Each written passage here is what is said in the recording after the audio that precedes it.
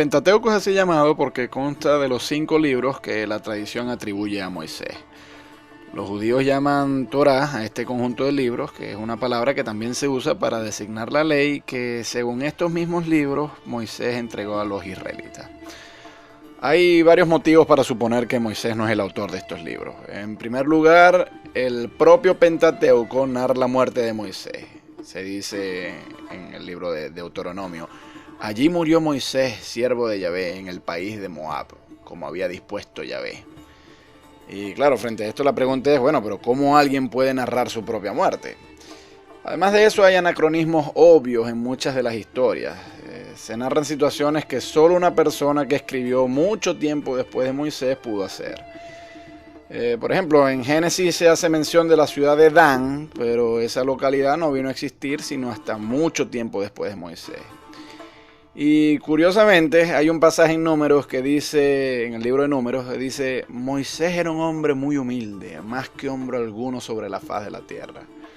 Bueno, si Moisés era un hombre tan humilde, ¿escribiría un hombre humilde eso sobre sí mismo? Eso es muy dudoso.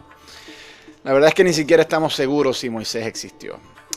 Pero si acaso sí es un personaje real, cuesta aceptar que tuviera la capacidad de escritura como para escribir estos libros. Lo más probable es que el Pentateuco proceda de 4 autores y un compilador.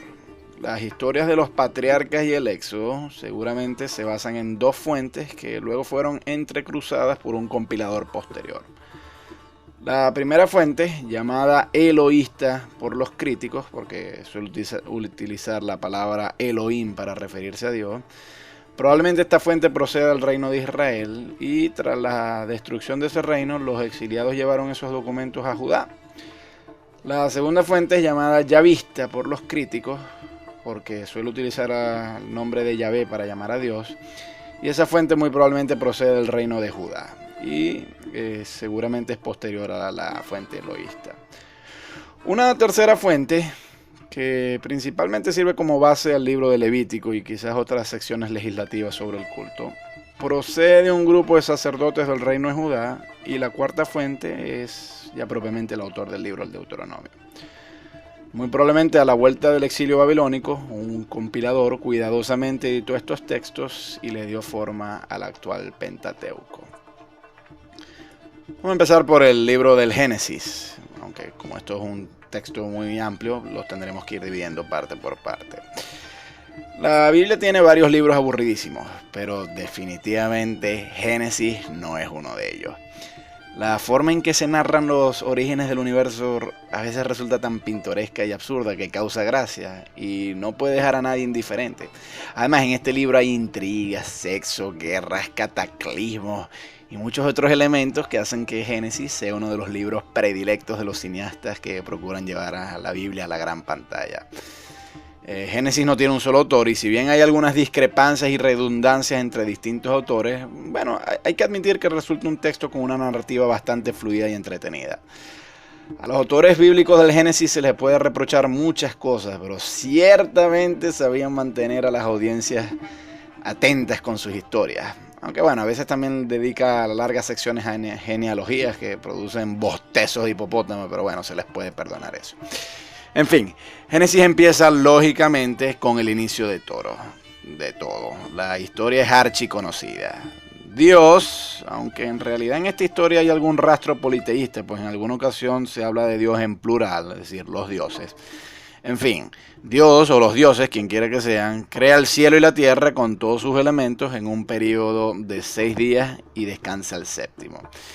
Esto la verdad es que desafía el entendimiento, porque ¿por qué Dios, siendo omnipotente, necesitaría descansar? Pero en fin, es probable que esta historia fue escrita en parte como una forma de dar justificación a la institución del descanso sabatino que desde hacía varias generaciones los israelitas practicaban. La historia, bueno, tiene alguna cualidad poética, pero por supuesto sería una abominación si se pretende asumir literalmente como una descripción científica del modo en que a veces lo hacen algunos creacionistas. Por ejemplo, Génesis asume que el cielo y la tierra se crearon seguidamente, pero la ciencia nos informa que el universo tiene 13.7 mil millones de años y la Tierra 4.6 mil millones de años, de forma tal que es claro que no se trata de una creación seguida la una de la otra. Además, en la historia Dios crea la tierra antes de crear la luz y las estrellas. Y hay noche y día antes de que haya estrellas. Y claro, esto lleva a la pregunta, pero entonces ¿de dónde provenía la luz si no de las estrellas? En fin, las aves y las ballenas aparecen antes que los reptiles y los insectos, algo que la paleontología rechaza enfáticamente. Se nos habla también de la creación del firmamento, una noción obsoleta que presume la planicie de la Tierra, es decir, el cielo sería como una media esfera que reposa encima de la Tierra plana. Esto es algo claramente contradictorio con la noción más elemental que hoy maneja la astronomía. Una lectura literal del capítulo 1 del Génesis entonces es llanamente contradictoria con los postulados de la ciencia. No solamente se altera el orden de la aparición de los elementos que conforman el universo, sino también se asume que Dios ha creado a cada especie por separado, negando tácitamente la teoría de la evolución, la cual postula que unas especies, incluyéndonos a nosotros los humanos, han evolucionado a partir de otras. Los fundamentalistas que abrazan la literalidad de la Biblia señalan que lo que la ciencia postula es erróneo y como consecuencia niegan la teoría de la evolución.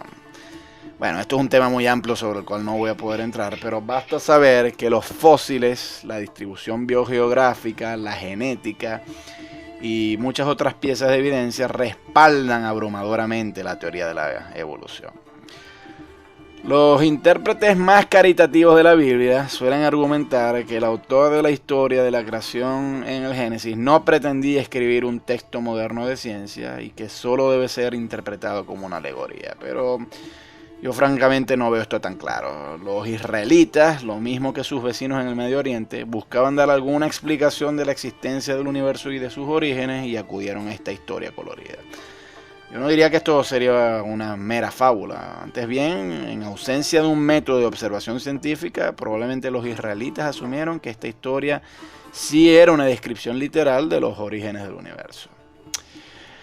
En la narrativa, cuando llega el momento de la creación del hombre, le dice Dios, hagamos al ser humano a nuestra imagen, como semejanza nuestra. Y fíjense ahí el uso del plural, es decir, hagamos, lo cual sugiere alguna tradición politeísta. Pero lo intrigante acá es la noción de que el hombre ha sido creado a imagen y semejanza de Dios. ¿Qué quiere decir esto exactamente? ¿Es Dios un primate, así como nosotros, con cabeza y extremidades, o no?